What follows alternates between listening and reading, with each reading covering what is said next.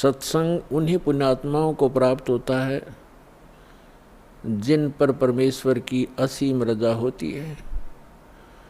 परमेश्वर की असीम रजा किन पुण्यात्माओं पर होती है? जो पूर्व जन्म के भक्ति युक्त होते हैं। क्योंकि मनुष्य जीवन दो प्रकार से प्राप्त होता है। एक तो पूर्व जन्म के शुभ संस्कारों के आधार से प्राप्त होता है। दूसरा टर्न वाइज होता है, एक विधान है प्रभु का, परमात्मा का, कि प्रत्येक प्राणी को 84 लाख प्रकार के प्राणियों के जीवन में एक पूरा चक्कर लगा लेने के उपरांत एक मानव शरीर अवश्य प्राप्त होता है। ये परमेश्वर कबीर जी की हम प्राणियों पर एक विशेष रजा है,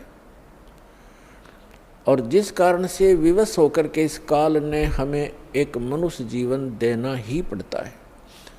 और वो मानव शरीर ही हमारे लिए एक गोल्डन चांस होता है, एक स्वर्ण अवसर होता है शुभ कर्म करने का, दान धर्म करने का और मोक्ष प्राप्त करने का। और मानव शरीर प्राप्त करके भी हम मोक्ष प्राप्ति नहीं करते तो भारी भूल है प्राणी की। उसका कारण क्या है?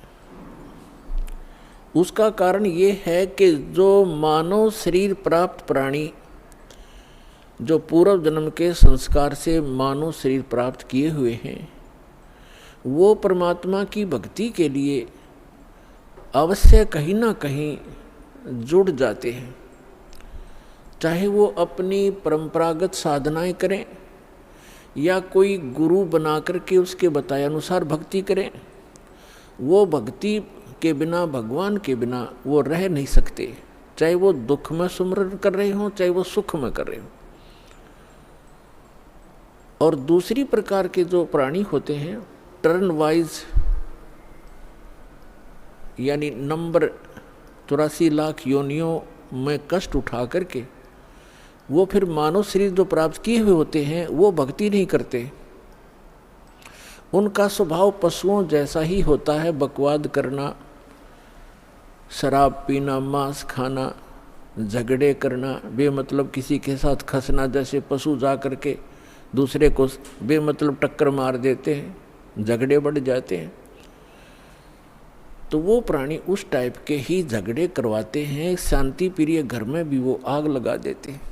तो जो पुण्यात्माएं परमात्मा के लिए लगी हुई हैं और वो साधना गलत कर रहे हैं, श्रीमद् भगवत गीता अध्याय नंबर 16 के श्लोक नंबर 23 और 24 में प्रमाण है कि शास्त्र विधि को त्याग कर जो मनमाना आचरण करते हैं, मनमानी पूजाएं करते हैं, जो शास्त्रों में प्रमाणित नहीं है, वो साधनाएं करते हैं, उनको न तो कोई सुख प्राप्त होता है, न कोई सिद्धि प्राप्त होती है, और न ही उनकी परम गति होती है। अर्थात व्यर्थ, यूजलेस है वो साधनाएं। जो साधक शास्त्र विधि त्याग कर, चाहे वो स्वयं साधना कर रहे हैं या किसी नकली डुप्लीकेट गुरु बनाकर वो उनके बताए अनुसार शास्त्र विरुद्ध साधना कर रहे हैं, तो वो अपना जीवन नाश कर रहे हैं।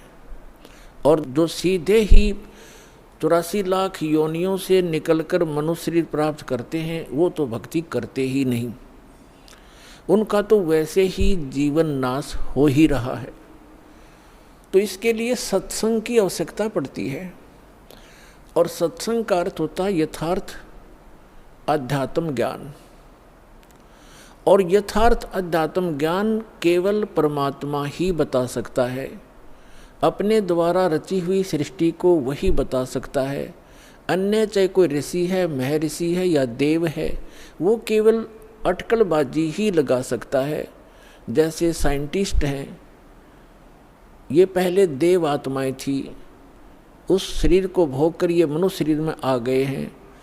अब ये जो ट्राई कर रहे हैं, ये केवल अटकलबाजी ही लगा सकते हैं, परमात्मा के विधान को ये जान नहीं सकते। ठीक इसी प्रकार जो ऋषि महर्षियों ने साधनाएं की, अभ्यास किए, मेडिटेशन हठ योग किए, उनको जैसी उपलब्धि हुई, जैसे आजकल साइंटिस्ट ट्राई कर रहे हैं, ऐसे ही ऋषियों ने ट्राई किया था। तो वो भी सिर पटक कर बैठ गए, उनको कुछ हासिल नहीं हुआ। अंत में ऊट पटांग व्याख्या बना करके सब मानव को संतुष्ट कर दिया। इसी प्रकार ये साइंटिस्ट कुछ दिनों में अपना जो निष्कर्ष है निकाल कर फाइनल कर देंगे, पर परमात्मा के विधान को परमात्मा ही बता सकता है, जीव नहीं जान सकता। तो वो परमात्मा अपने विधान और सत्संग को सुनाने के लिए स्वयं ही आते हैं। ये हमारे सदग्रंथ भी प्रमाणित करते हैं, क्योंकि जैसे पवित्र वेद है, ये गॉड गिवन स्पिरिचुअल नॉलेज है, परमात्मा का दिया हुआ अध्यात्म ज्ञान है, चारों वेद। और पांचवा वेद नष्ट कर दिया गया यहाँ के स्वामी द्वारा। यहाँ का स्वामी कौन है? वो ब्रह्म है, जिसको ज्योत स्वरूपी निरंजन अर्थात काल भी कहते हैं। इसको ये डर बना रहता है कि कहीं मेरे अंतर्गत जितने भी ये प्राणी फंसे हुए हैं, इनको परमात्मा का वास्तविक ज्ञान ना हो जाए। यदि इनको वास्तविक ज्ञान हो गया और जो सुख में सथल है, सत्यलोक अविनाशी परमात्मा का जो शाश्वत स्थान है, जहाँ कोई दुख नहीं, वहाँ वृद्धावस्था और मृत्यु नहीं, इसको डर बना रहता है कि यदि इनको उस स्थान का पता लग गया तो यहाँ कोई नहीं रहेगा।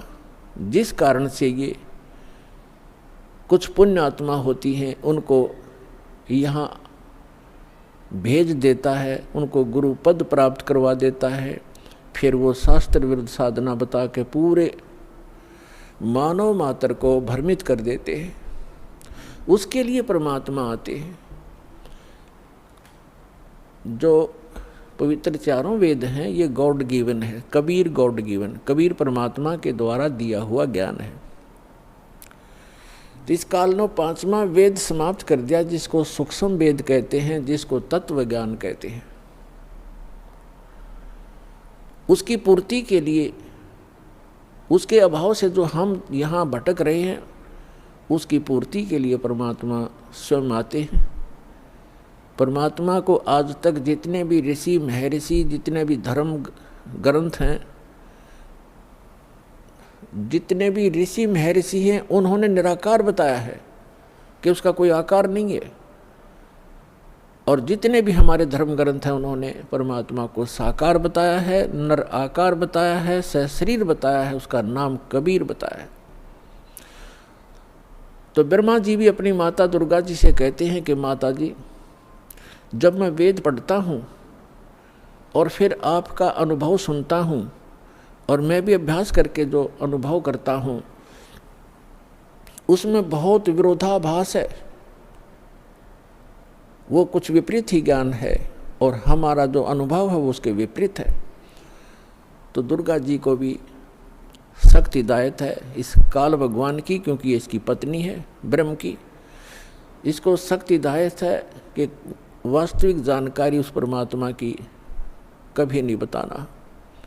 तो ये भी अपने पुत्रों को यथार्थ ज्ञान ना बता करके इसी की महिमा सुनाती है कि वो तो निराकार है, वो सामने आता नहीं, वो कभी दिखाई नहीं देता। और वेदों में परमात्मा को नर आकार लिखा है, सशरीर लिखा है, और ऊपर बैठा ऊपर के लोक में जैसे राजा विराजमान होता है, सिंहासन के ऊपर सिर पे मुकुट होता है, सिर पर मुकुट है परमात्मा के सफ़ेद कलर का, और ऊपर एक छत्र है मालिक के, बहुत चमक है उसमें। जैसे यहाँ झिलमिल झिलमिल होती है, ऐसे उस परमात्मा के मुकुट और छत्र के अंदर झिलमिल होती है। कभी उसका सुनहरी रंग बन जाता है, कभी वाइट बिल्कुल सफ़ेद कलर हो जाता है। तो इस प्रकार उस परमात्मा की स्थिति है, और वेद भी यही बताते हैं। तो वेद जो हैं, जो चार वेद हैं, ये परमात्मा की महिमा तो बताते हैं कि परमात्मा ऐसा है, उसका ये रूप है, वो कहाँ रहता है, वो क्या लीला करता है, लेकिन वो मिलता कैसे है, ये वर्णन इन 4 वेदों में नहीं है। फिर इसके बिना ये वेद क्या है? फिर जैसे किसी ने बता दिया आपके अमुक रोग है, उसके ये लक्षण हैं और औषधि है नहीं, तो खाक बताया, वो क्या फायदा हुआ उस रोग के बताने का? तो वेद जो है, वेद दोनों काम करता है, रोग भी बताता है, उसके लक्षण भी बताता है और अचूक औषधि भी रखता है, तो उससे लाभ होगा। ये दास है रामपाल दास इस विश्व में आज के दिन परमात्मा के कंप्लीट स्पिरिचुअल नॉलेज लेकर आया है, कबीर भगवान का दिया हुआ।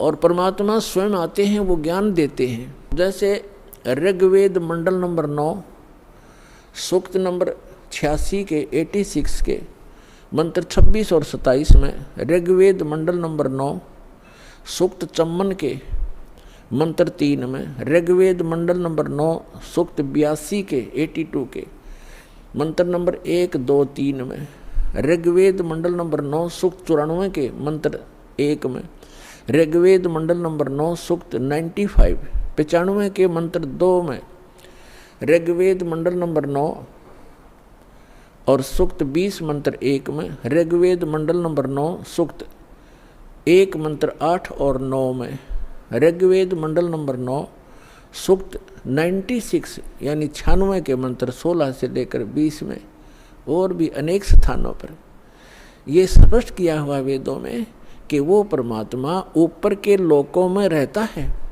और वहाँ राजा के समान सिंहासन पर विराजमान है, देखने में राजा के तुल्य है, सुंदर शरीर है, नर आकार है, वहाँ से शरीर चल कर आता है और वो 3 प्रकार से लीला करता है। अपने सभी आत्माओं को यथार्थ ज्ञान देने के लिए, हमें यहाँ धारण पोषण करने के लिए, हमारी संभाल करने के लिए वो 3 प्रकार का शरीर अपना बनाता है।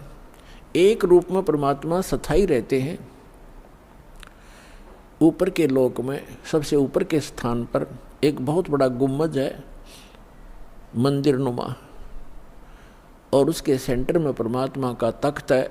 तख्त मीन सिंहासन, जैसे कहा करते ना दिल्ली के तख्त पर बाबर बैठा इतने सन में, तख्त मीन सिंहासन पर। तो वो बीच में बैठे परमात्मा सिंहासन पर, और सिर पर छतर है जैसे आप ऊपर देख रहे हैं, और सिर पे मुकुट है परमात्मा के, देखने में राजा के समान है परमात्मा। वहाँ से तो एक प्रकार वहाँ उस शरीर में है, और उन परमात्मा का नर आकार है, मनुष्य सदृश है वो।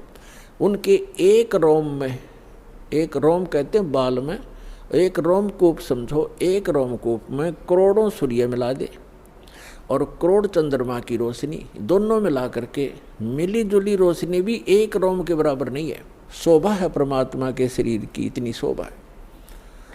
और वही परमात्मा अपना अन्य रूप धारण करके 2 और स्थिति मेंटेन करता है।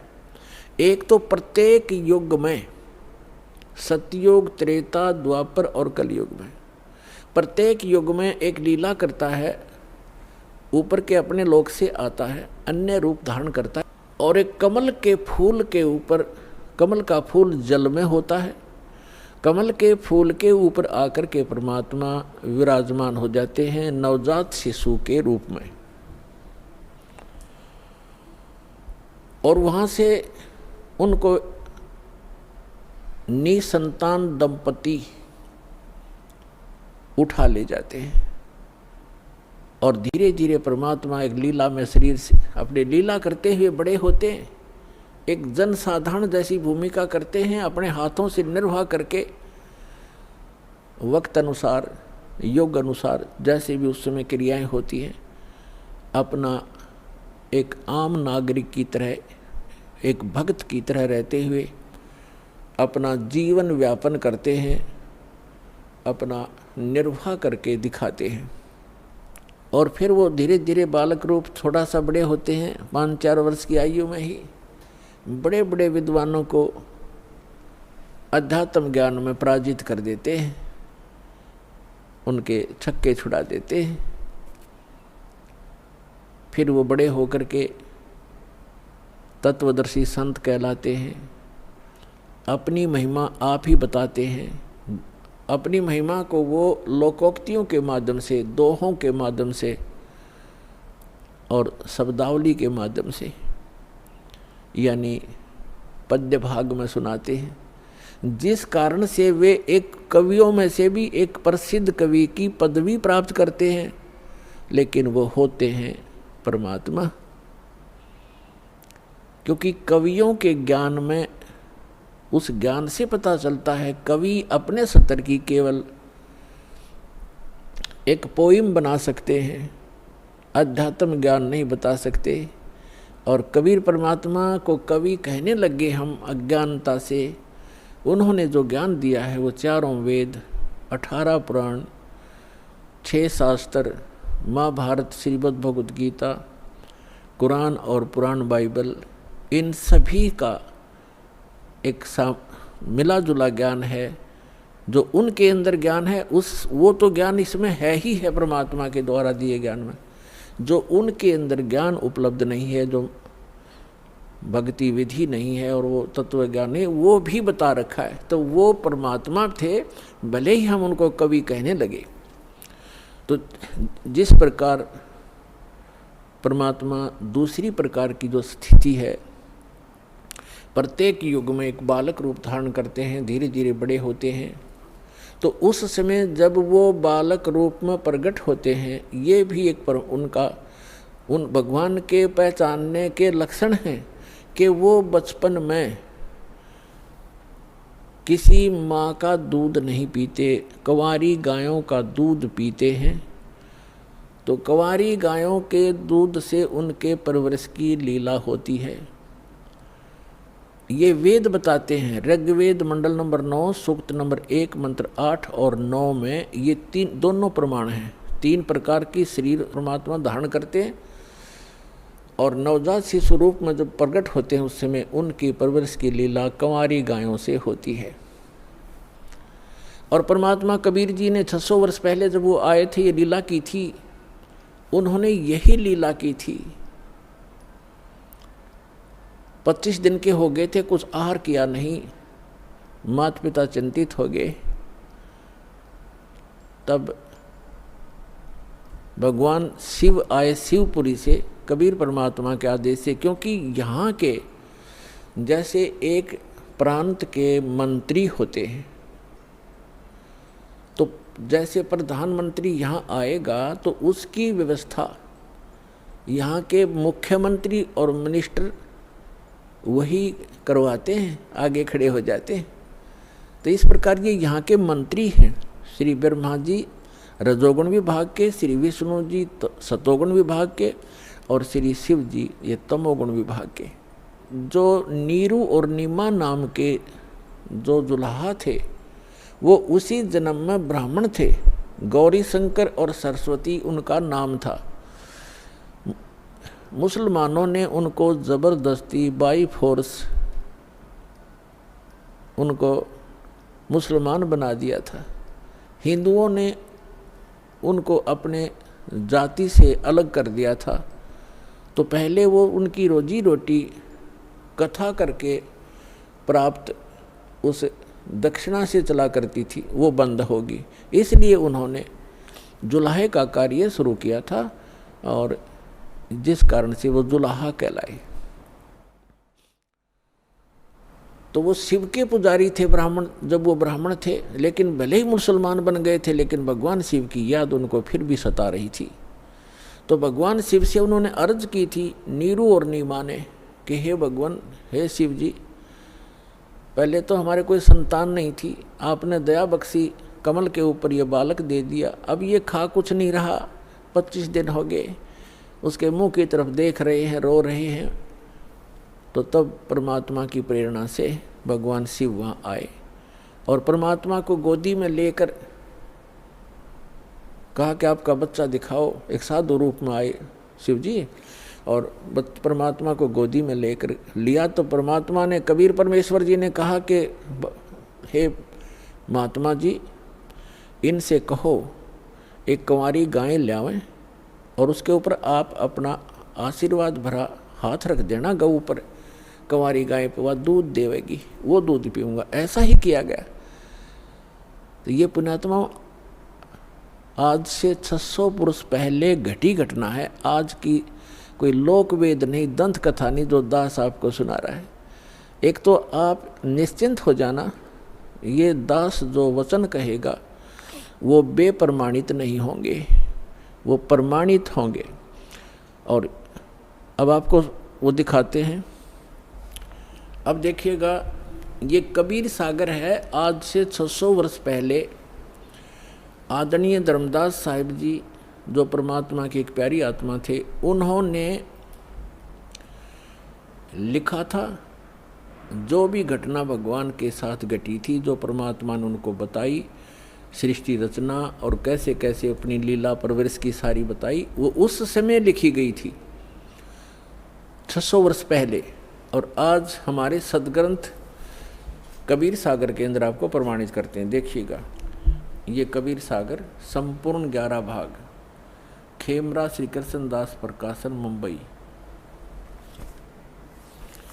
ये देखिएगा, ये कबीर पंथियों का ही प्रकाशित है। कबीर पंथी भारत पथिक स्वामी युगलानंद विहारी द्वारा प्रस्कृत। मुद्रक एवं प्रकाशक हैं खेमराज कृष्णदास, अध्यक्ष श्री वेंकटेश्वर प्रेस, खेमराज श्री कृष्णदास मार्ग, मुंबई। ये ऐसे ठीक। अब इसके हम आपको ले चलते हैं 74 पृष्ठ पे। जैसे थोड़ा मौखिक बताते हैं कि परमात्मा नवजात शिशु रूप धार करके कमल के फूल पर प्रकट हुए थे। नीरू और नीमा ये 2 जुलाहा थे, दंपति थे, पति पत्नी थे। नीरू पति का नाम, नीमा उसकी पत्नी का। तो अब जब बच्चे ने कुछ खाया पिया नहीं कुछ दिन तक, तब रामानंद जी के पास वो नीरू गया, क्योंकि साधु संतों से ही ऐसी कोई दिक्कत होती है, उनसे सलाह लेते हैं। तो स्वामी रामानंद जी एक बड़े महापुरुष, विद्वान पुरुष माने जाते थे, वेदों, गीता और पुराणों के, और बहुत सुप्रसिद्ध महात्मा महर्षि कहलाते थे, पंडित जी थे। पंडित जी उस समय जो ब्राह्मण गुरु होते थे, वो अन्य जाति वालों को शिष्य तो नहीं बनाते थे, लेकिन उनको जंतर मंत्र अवश्य बताते थे। अब देखिएगा, ये कबीर सागर है, इसके 74 पृष्ठ पर ज्ञान सागर, ये ब्रैकेट के अंदर जो पृष्ठ है ये 74 पृष्ठ, और ये ज्ञान सागर नामक एक चैप्टर है। अब लिखा है, सुन जुल्हा मन भयो आनंदा, जिमी चकोर पाया निश्चंदा। यानी वो जुल्हा परमात्मा को पाकर ऐसे खुश हो गया जैसे चकोर पक्षी चांद को देखकर होता है। ले सुध चले हर्ष मन कीना, अरतासों पुन असबोल ही लीना। सुत काशी को ले चले, लोग देखण तय आव, अन्न पानी भक्सै नहीं, भखै नहीं, अन्न पानी खावे नहीं, जुल्हा शोक मनावे। अब जब परमात्मा को नीरू और नीमा लेकर आ गए, ऐसा सुंदर शरीर था परमात्मा का कि कोई बच्चा उन जैसा खूबसूरत नहीं था, जिस कारण से आसपास के नगरी के सभी लोग उसको देखने के लिए आने लगे। और नीरू और नीमा कोई चिंता बनी हुई थी कि बालक कुछ खा नहीं रहा, ये कुछ दिन का ही मेहमान है, वो इससे दुखी थे। देखिएगा, सुत काशी को ले चले, लोग देखण तय आव, अन्न पानी बख्शै नहीं, जुल्हा शोक मनावे। कुछ खा नहीं रहा इसलिए जुल्हा दुखी हो रहा था। तब जुल्हा मन कीन तिवाना, रामानंद सो कही उत्पाना। स्वामी रामानंद जी के पास जाकर सारा कुछ कहानी बताई। मैं सुत पायो बढ़ा गुणवंता, कारण कौन बखै नहीं संता। कि हे महात्मा जी, क्या कारण है, वो कुछ खा नहीं रहा। रामानंद ध्यान तब धारा, जुल्हा सो तब वचन उचारा। ये बात कही जुल्हाए को, पूर्व जन्म में तो ब्राह्मण जाति, और हर सेवा की नहीं बलबाती। कुछ तब सेवा हर की चूका, ताते भयो जुल्हा का रूपा। प्रीति प्रभु गह तोर लीनी, ताते उद्धान में सुत तो दीना। तो पिछले जन्म में ब्राह्मण था, तो कोई भगवान की भक्ति भूल गया, कोई चूक पड़ गई तेरे ते, जिस कारण से तू ब्राह्मण से दुल्हा बन गया, और तेरी उस प्रीति को देखकर भगवान ने आपको जंगल में ये पुत्र दे दिया। प्रीति प्रभु गए तो लीना, ताते उद्धान में तो सुत तो दीना। अब ये नूरी नहीं है, नीरू है, ये मिसप्रिंट है कई जगह। हे प्रभु जस किन हो तस पायो। अब वो नीरू कहता है दुल्हा कि मैंने जैसा किया था वो तो मुझे मिल गया, और आर्त हो तो दर्शन आया, संकट में मैं तेरे पास आया हूँ। असो कहिए उपाय गुसाई, बालक अक्सुदावंत कुछ खाई। रामानंद अस युक्ति विचारा, तुम सुत कोई ज्ञानी अवतारा। आपका पुत्र कोई विद्वान पुरुष है। बछिया जाही बैल नहीं लागा, सोले ठाड करते ही आगा।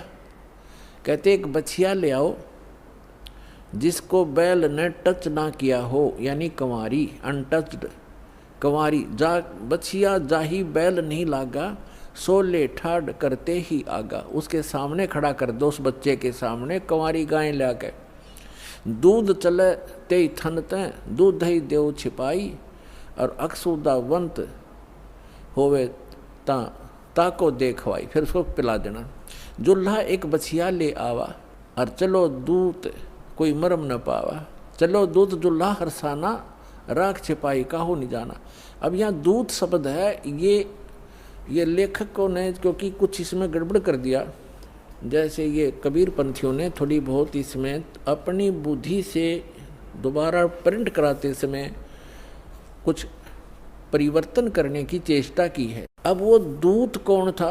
गरीबदास साहिब जी गांव छुड़ानी जिला जज्जरवाड़े को वही परमेश्वर पुनः आकर के मिले। अब जैसे दास बता रहा है कि 3 प्रकार की स्थिति से वो परमात्मा हमारी सबकी संभाल करता अपने बच्चों की।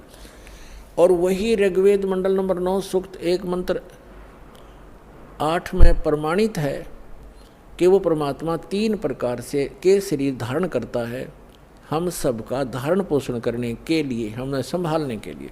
तो दूसरी प्रकार की स्थिति दास आपको क्लियर कर रहा है कि एक बालक रूप धारण करके आता है। और तीसरी प्रकार की स्थिति में वो परमात्मा जहाँ चाहे कभी भी किसी साधु महात्मा संत के रूप में प्रकट होकर अपनी प्यारी आत्माओं को, अच्छी आत्माओं को मिलकर उनको तत्व ज्ञान से परिचित कराते हैं। और अपने आप भगवान को भगवान सिद्ध कराने के लिए, क्योंकि काल ने ज्ञान मिथ्या कर दिया होता है, अध्यात्म ज्ञान को नष्ट कर दिया होता है, इसलिए अपने साक्षी तैयार करता है, उन महापुरुषों को सतलोक ले जाता है, वापस छोड़ता है।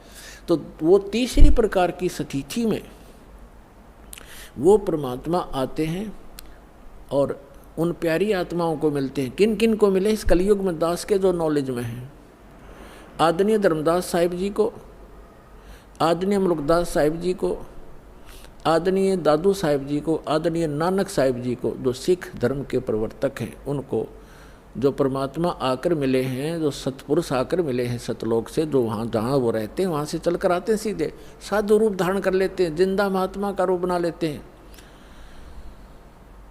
आदरणीय गरीबदास साहिब जी को गांव छुड़ानी जिला जज्जर हरियाणा वाले को, आदरणीय गीसा दास साहिब जी गांव खेखड़ा जिला मेरठ उत्तर प्रदेश वाले को, इन महापुरुषों में से परमात्मा ने आदरणीय गरीबदास साहिब जी को पुनः वो कंप्लीट स्पिरिचुअल नॉलेज दिया है।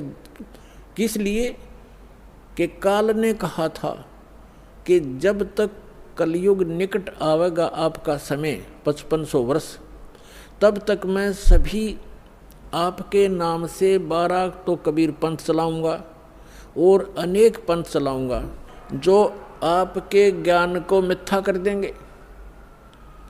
इसलिए परमात्मा ने आदरणीय गरीबदास साहिब जी को सचखंड ले जाकर अपने से परिचित कराकर और कंप्लीट स्पिरिचुअल नॉलेज, संपूर्ण अध्यात्म ज्ञान उनके अंदर फीड कर दिया। उस पुण्यात्मा ने गरीबदास साहिब जी ने अपने मुख कमल से बोल बोल के वो लिखवाया।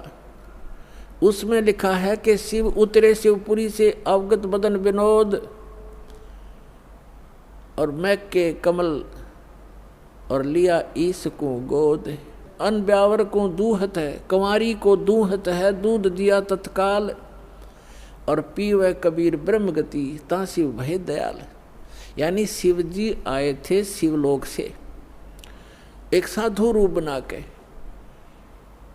और तब उन्होंने उस कंवारी गाय की कमर पर हाथ रखा था। परमेश्वर के आदेशानुसार नवजात शिशु रूप में परमात्मा उनके गोदी में थे, और तब वो दूध निकलना शुरू हुआ था कंवारी गाय के उसके थनों से। एक कोरा बर्तन लाया गया था कुम्हार के तय साफ, उसमें वो दूध आया था। वो सतलोक से आता है कंवारी गायों में दूध परमात्मा का, उसके अपने निज लोक से आता है। कहता है इस नकली लोक से क्या खाऊं मैं, ये आप पे भिखारी बने फिरें। तो सतलोक से आता था उस परम पिता का दूध, गौ जो सब पशुओं में पवित्र है, तो वो दूध परमात्मा पिया करते थे। तो वो दूध आया, फिर वो दूध चला गया, यानी वो महात्मा चले गए परमात्मा के, तीन लोक के भगवान और एक साधु संत रूप में आए थे, वो चले गए। तो ये बाकी वर्णन वो है, ये मिसगाइडेड ने पता नहीं। तो यहाँ पर इन्होंने रामानंद जी से जोड़ दिया। साधु संतों के पास अवश्य जाते हैं महापुरुष, दुखी व्यक्ति जाते महापुरुषों के पास। उन्होंने जो जंतर मंत्र बताया वो बताया कि तेरा पुत्र जो है ये आम व्यक्ति, आम बच्चा नहीं है, ये कोई महाविद्वान पुरुष है, और जो भी जैसा बाकी वास्तविकता जो दास आपको बता रहा है ये सत्य है। फिर भी हमने इस पॉइंट को समझना है कि जो वेद बताते हैं, जो वेद बताते हैं वो लीला की किसने है। जो वेदों में वर्णित लीला जिसने की ही इज गॉड। जो वेदों में पर लिखे हैं लक्षण भगवान के और जिसने ये लीला की है ही इज गॉड, वो है परमात्मा। तो ये लीला किसने की, अब तो आपको दिखा रहे हैं कबीर सागर से, और फिर आपको दिखाएंगे वेदों से। वेदों में यही लिखा है, तो आसानी से समझ में आ जाएगा, पहचान लेंगे हम अपने परम पिता को जो हमारे लिए भटक रहे हैं, हमें खोज रहे हैं, हमें सद्बुद्धि देना चाहते हैं। हम इस काल के झूठे सुख को सुखी, इसी को सुख मानकर यहीं की व्यवस्था मांगते रहते हैं। ये हो जावे, कार हो जावे, कोठी बन जावे, और सब कुछ हो गया, एकदम मृत्यु होगी फिर गधा बन जावे, या के काम आई आपके कोठियाँ। परमात्मा से मांगो, क्या बताते हैं भगवान। परमात्मा हमें मांगना सिखाते हैं कि मुझसे ये मांगो, साईं इतना दीजिए जिसमें कुटुंब समावे, हम भी भूखे ना रहें, कोई अतिथि ना भूखा जावे। इतना मांगो भगवान से, ज़्यादा मत मांगो। ज़्यादा तो ये आपके दलदल बन जाएगी, आपको ये फंसा कर रख देगा।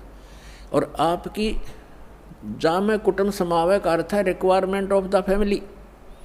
हमारे परिवार को जो आवश्यक वस्तु हो परमात्मा वो उपलब्ध कराना, तो उसमें सारा कुछ आ गया। शेष क्या बचा, मकान भी देगा, आजकल जो कलयुग है इसमें गाड़ी चाहिए, गाड़ी भी देगा भगवान। अब इतना ही मांगो जामे कुटुंब समावे और हम भी भूखे ना रहें। बस अब जब अकाल गिरा करते थे, कहते हैं दिल्ली के बादशाह अपना राज त्याग कर भिक्षा मांगने के लिए फल पत्ते तोड़ तोड़ कर खाते थे। रोटी मिल जाती है टाइम पर, फिर उसके बाद बकवाद सोचता है ये मन, बड़ी कोठी बनाऊं, बड़ी कार लूं, हैं, और बैंक बैलेंस बना दूं। बैंक बैलेंस बनाना था भक्ति का और धर्म का, वो हम भूल गए। तो उसको बताने के लिए परमात्मा थे। जो प्रकरण चल रहा है उस पर चलते। अब इसमें ये सिद्ध हो गया कि कबीर परमात्मा जब बालक रूप में आए, उनके शिशु रूप में प्रगट परमात्मा की परवरिश की लीला कंवारी गायों से हुई। ये तो प्रमाण हुआ कबीर सागर में, ये कोई आज का लिखा हुआ नहीं है।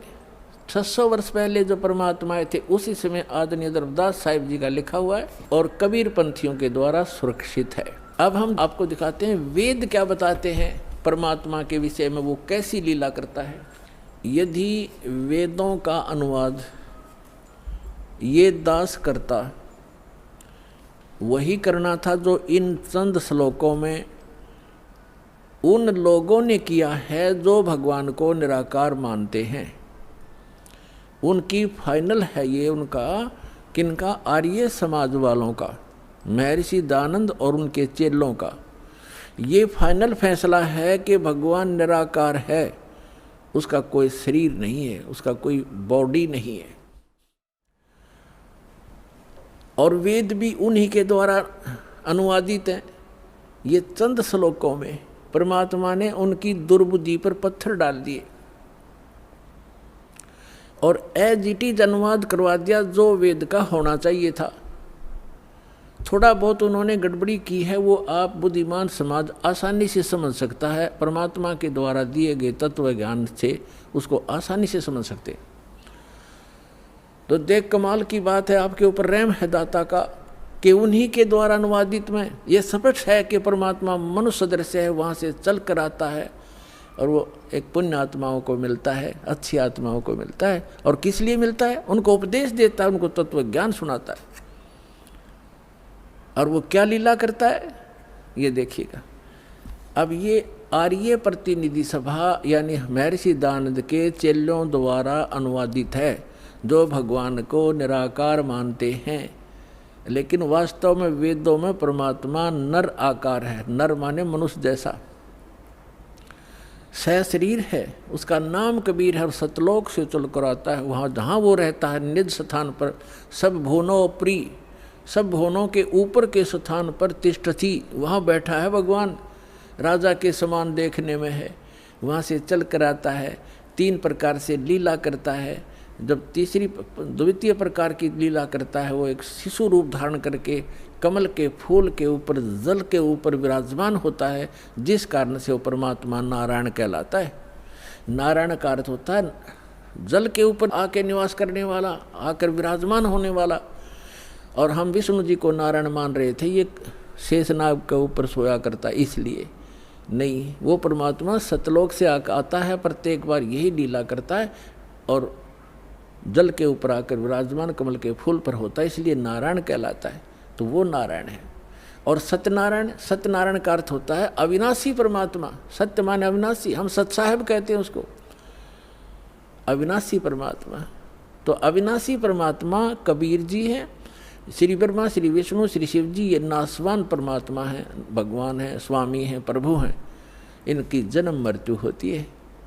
और इसका प्रमाण है श्री देवी भागवत यानी देवी महापुराण, गीता प्रेस गोरखपुर से प्रकाशित, सचित्र मोटा टाइप, 3रा स्कंद 123 पृष्ठ पर। भगवान विष्णु स्वयं कहते हैं अपनी माता से कि तुम शुद्ध स्वरूपा हो और ये सारा संसार तुम इसे उद्भासित हो रहा है। मैं ब्रह्मा और शंकर, विष्णु जी करे, आपकी कृपा से विद्यमान है। हमारा आविर्भाव माने जन्म और तिरोभाव माने मृत्यु हुआ करता है, हम अविनाशी नहीं है। और शंकर भगवान कहते हैं, हे माता, ब्रह्मा जी का जन्म आपसे हुआ तो क्या मैं तमोगुण लीला करने वाला शंकर आपका पुत्र नहीं हुआ? अर्थात मेरी भी आप ही जनक हैं, मैं आपका पुत्र हूँ और हम केवल नियमित कार्य ही करते हैं। हम तीनों गुणों से उत्पन्न हैं, रजगुण ब्रह्मा, सतगुण विष्णु, तमगुण शिव जी, और हम केवल नियमित कार्य ही कर सकते हैं। जिसके भाग्य में जैसा है वैसा ही दे सकते, उसमें कोई परिवर्तन नहीं कर सकते। श्री देवी महापुराण ने चंद श्लोकों में इन भगवानों की पूर्ण लीला तकरीबन सती क्लियर कर दी, स्पष्ट कर दिया, सारे कंसेप्ट क्लियर कर दिए। ये नासवान है, दुर्गा जी इनकी माता है, रजगुण ब्रह्मा, सतगुण विष्णु, तमगुण शिव जी यही हैं और प्रकृति दुर्गा को कहते हैं। और ये केवल नियमित कार्य ही कर सकते। तो जो नारायण है वो परमात्मा है, वास्तव में कबीर साहब है जो ऐसी लीला करता है। अब वेदों में दिखाते हैं आपको कि जब वो परमात्मा आता है शिशु रूप धारण करके, उसमें उनके परवरिश की लीला कंवारी गायों के द्वारा होती है। ये देखो, अब हम वेद पढ़ रहे हैं, आपको दिखा रहे हैं, ये वेद हैं। अभी आपको दिखाया था, अब और देख फिर पुनः दिखाते हैं। ये कहाँ से प्रकाशित है? सर्वदेशी कार्य प्रतिनिधि सभा, महर्षि दयानंद भवन, रामलीला मैदान, नई दिल्ली से। और ये इसके अनुवादक और ये मुद्रक Prince offset printers 1510 Pataudi house, Daryaganj, नई दिल्ली से। और अब हम आपको ऋग्वेद मंडल नंबर 9 का और सूक्त नंबर 1 दिखाते हैं। ये देखिएगा, ऋग्वेद भाष्यम अथ नवम मंडल, 9वां मंडल प्रारंभ होता है। इसका ये प्रथम मंत्र है।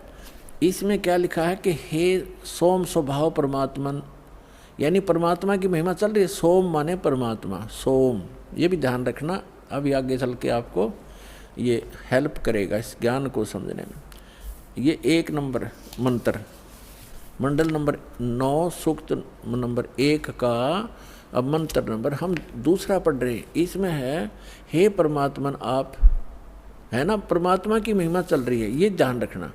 अब तीसरे मंत्र में हे परमात्मन, चौथे मंत्र में हे परमात्मन आप, है ना, महिमा भगवान की, और 5वें मंत्र में हे परमात्मन आप, यानी परमात्मा की महिमा चल रही है।